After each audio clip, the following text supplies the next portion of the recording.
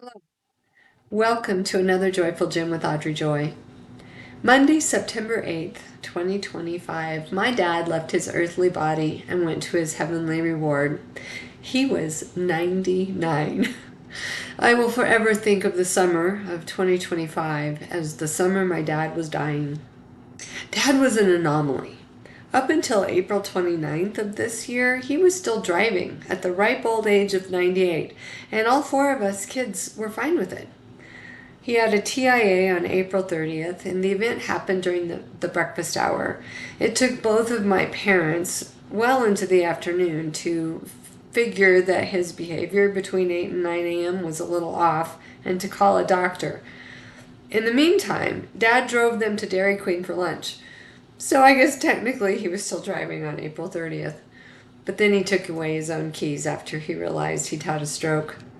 Over the next few weeks, tests were run that determined two things. He had AFib and he had a GI bleed. The medication that would prevent a stroke would cause him to bleed more.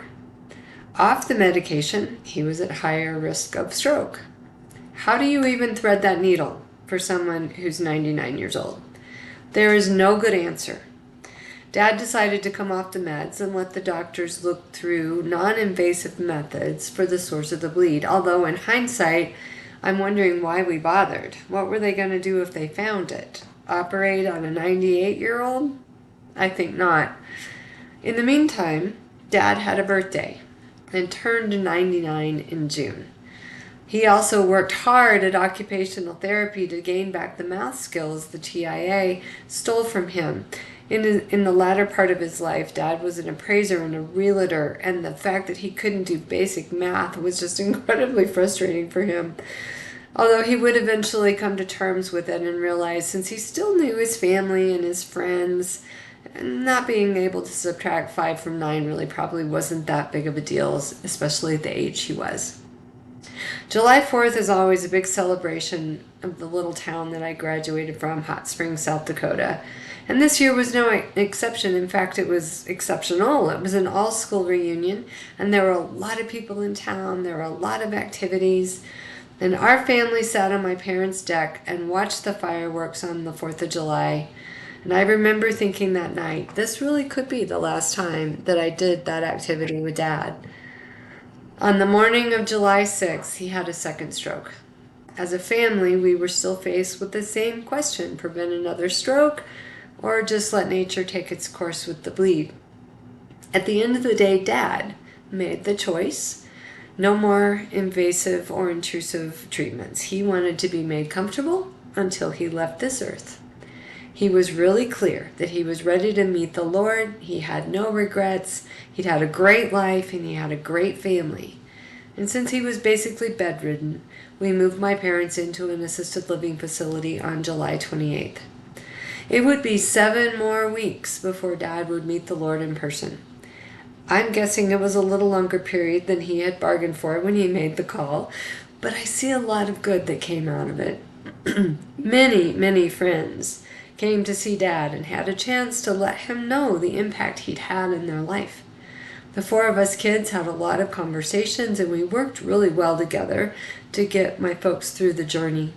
The grandkids came, some of the great-grands came, and there were a lot of one-on-one conversations with just Dad where we got to communicate things to him and vice versa.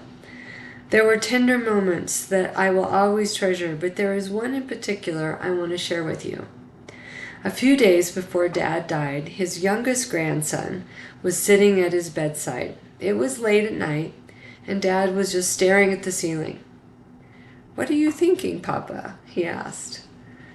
Dad responded by saying, "I'm talking to Jesus. I can see him." I love that Dad knew Jesus, and Jesus was right there in the spiritual realm waiting to welcome my dad into his heavenly home. So when I get to missing him something fierce, I just think about how amazing it must be for him to be in the presence of Jesus 24/7. Wow. If there ever was a life well lived, it was the life of my dad, Russell Edmund Wyatt, born June 20th, 1926.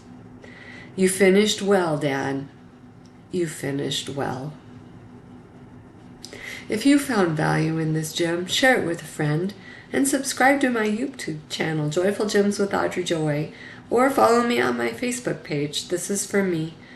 If you're not already a Joyful Gem subscriber, you can change that by logging into my website, thisisforme.com, or just email me at audreyjoy@thisisforme.com. Be joyful.